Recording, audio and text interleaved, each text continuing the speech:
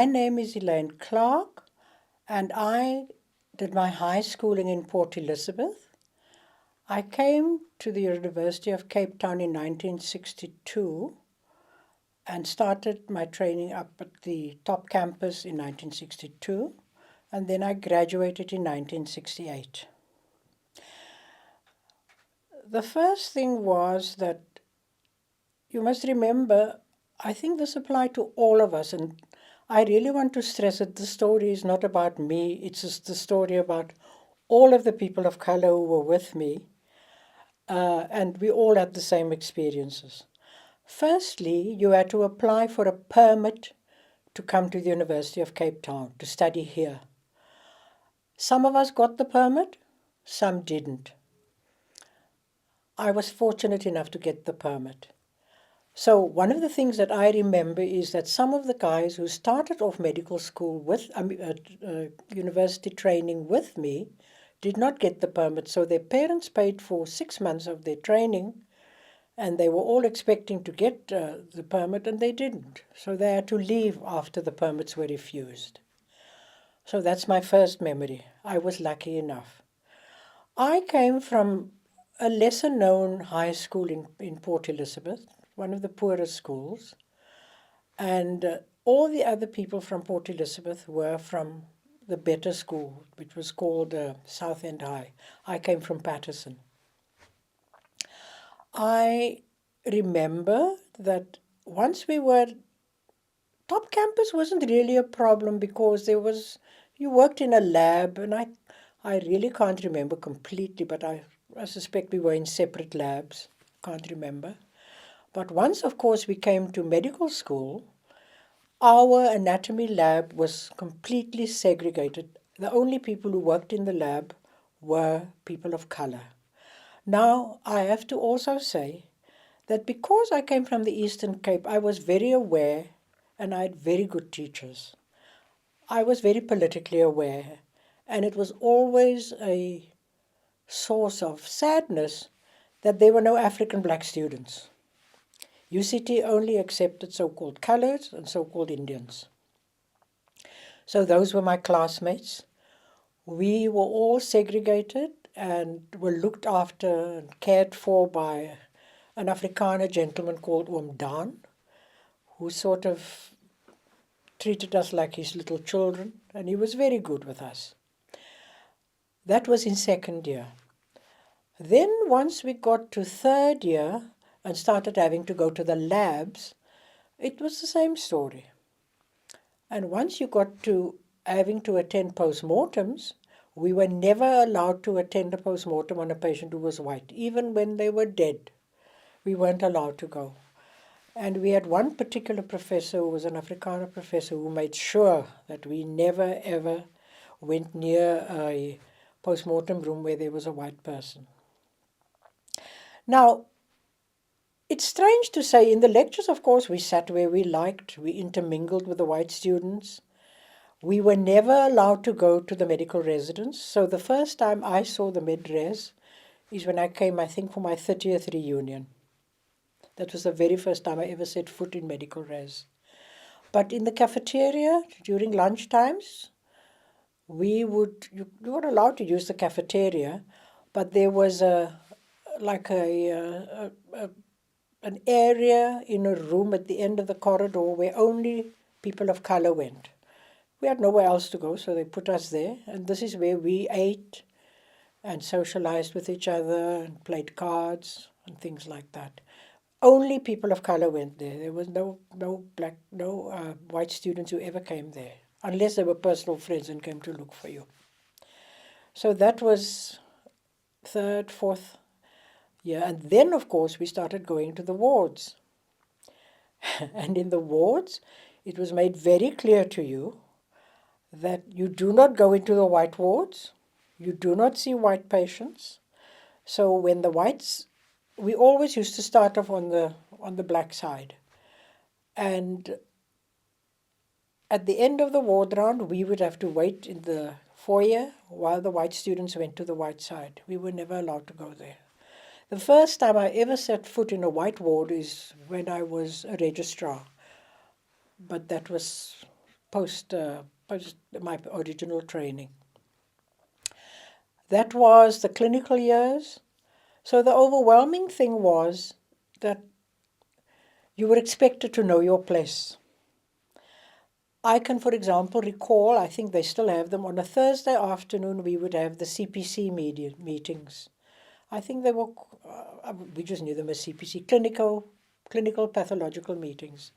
And they never, ever brought a white patient in to be seen or demonstrated to the gathering.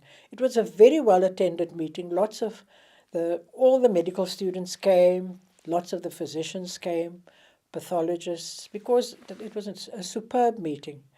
And one of the things that that we will remember is, if by chance, the rare chance that they brought a white patient who perhaps had a condition that they didn't exist amongst people of color, all the profs had to do was raise their eyebrows, and we knew we had to vacate, we had to get out.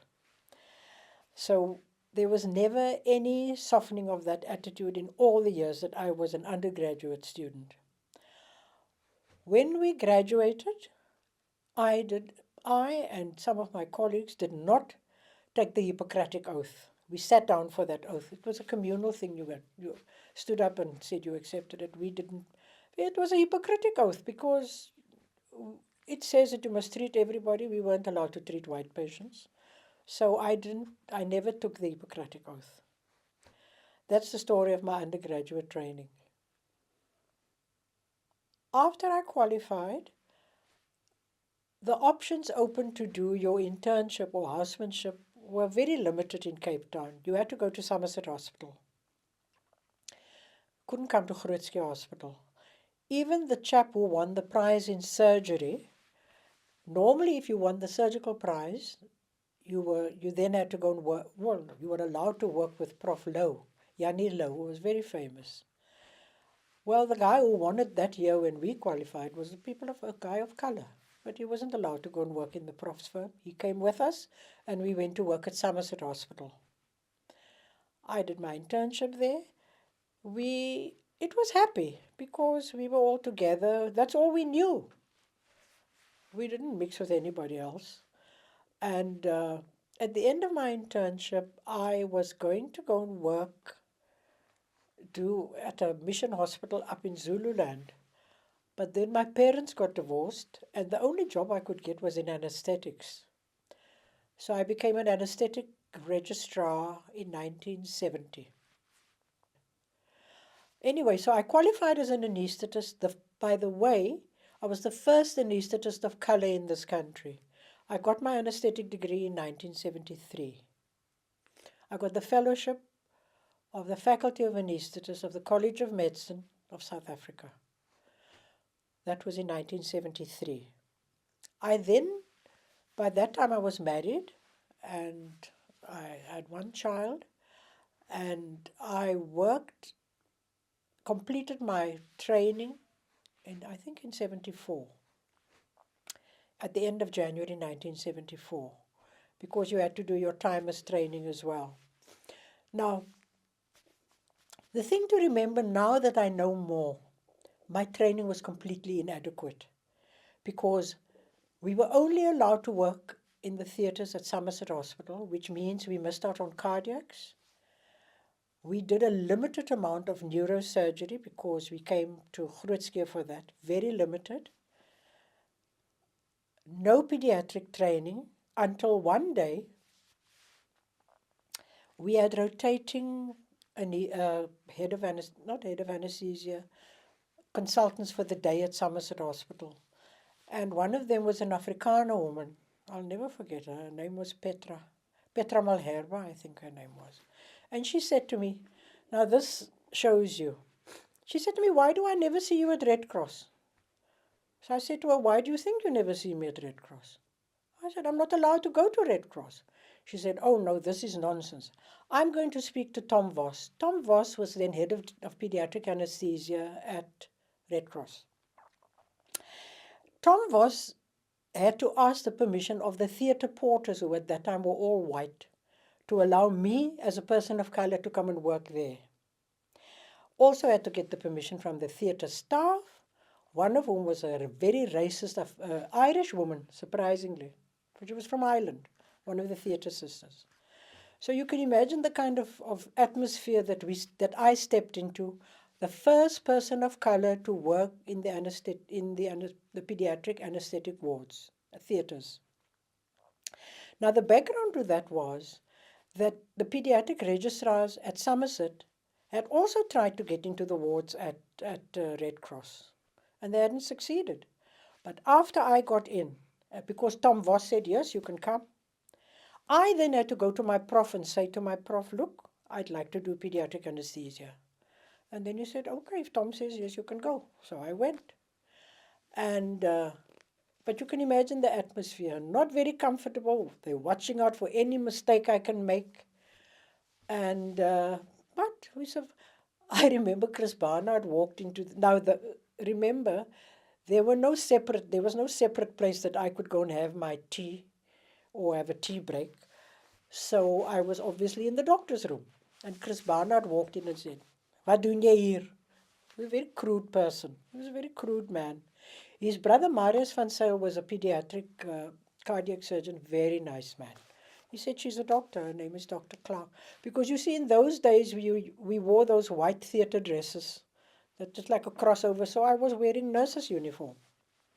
Anyway, when I got into Red Cross, the pediatric guys with the registrars at Somerset said, if she can go, why can't we?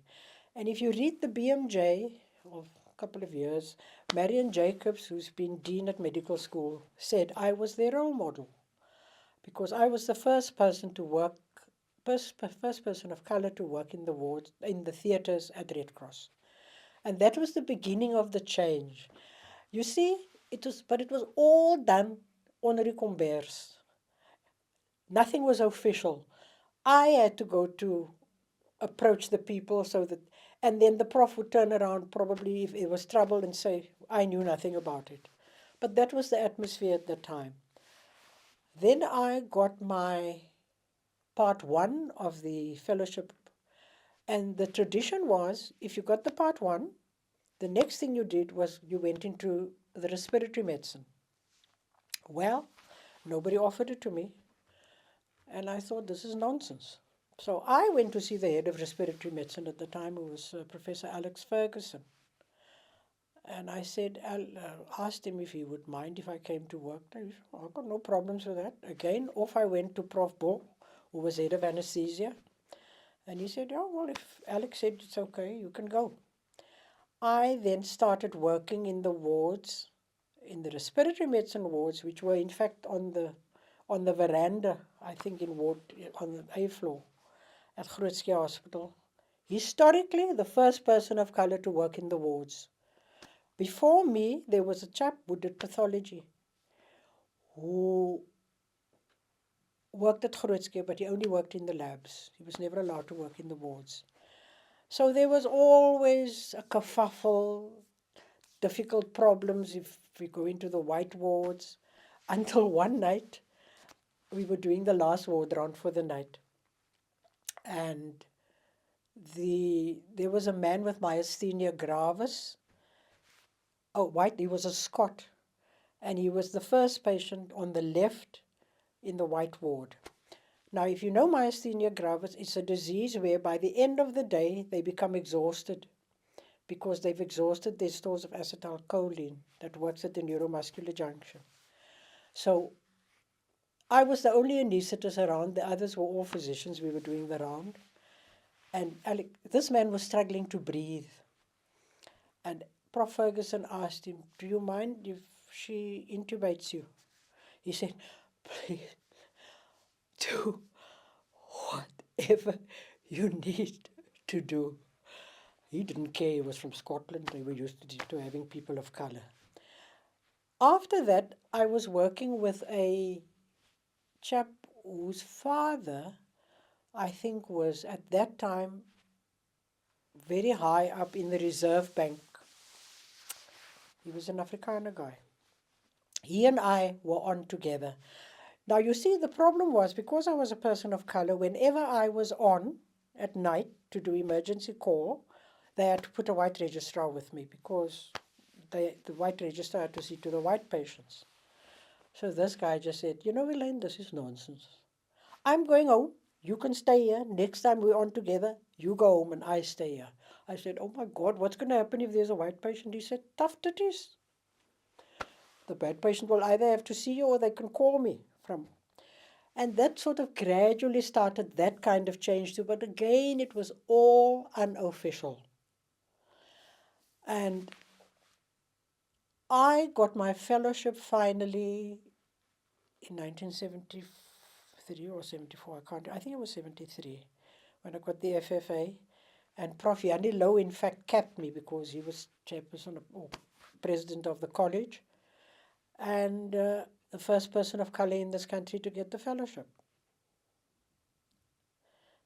After that, when I finished my anesthetic degree, I went into private practice because I had a family. It was difficult to continue to work at hospital. In 1982, I decided to do less anesthesia because it was becoming very awkward. By that time, I had 2 children. And I started my own general practice in Warm Estate. Still continued to give anesthetics. The last anesthetic I gave was in 1984 in June, heavily pregnant with my last child, and that was the end of my anesthetic career. After that, I practiced only as a GP, a general practitioner in Warm Estate, until 1999 when I sold my practice. In that time, I did many things. We launched an organization called CODAC, the Concerned Doctors Action Committee, to look after people who were the victims of police violence especially. Those days, if there was a rally, the police would shoot people with bird pellets, which would get lodged in the skin. Anyway, and there were lots of other people who couldn't afford medical care. We formed this organization, and our pledge was that we would treat all people who were victims of apartheid for nothing, which we did. We looked after rallies, participated in the rallies and treat people. I also started a clinic in squatter camps. I worked in Werkgenoot, Unibel, Crossroads squatter camp clinics. And I became chairperson of what they called the Dispensing Family Practitioners Association, which I was for about 9 years until I left. And we tried to promote postgraduate education amongst ourselves and try to regulate family practitioners because there was very little regulation. And I'm sorry to say the same thing still continues today. I believe they're now going to regulate it more because it does. Being a family physician or a general practitioner is a speciality like any other speciality. Anyway, in 1992, I won a British Council scholarship and went to England, did a master's in health planning and financing. Oh, and the other thing I did in between is because I decided that a medical training was a technical training, it wasn't an education. I did an arts degree, a BA degree through UNISA, majoring in philosophy and psychology. I did about 11 first courses with anthropology and all sorts of other things, history of music, history of art. And then I felt I was properly educated. So I got a BA from UNISA, I can't remember what year, I think in 74, 76. And then I became very involved as a general practitioner with the AIDS scene, with the launching of the new medical association, which after 1994 we decided needed to be changed because the previous one was the one who had sanctioned Steve Biko.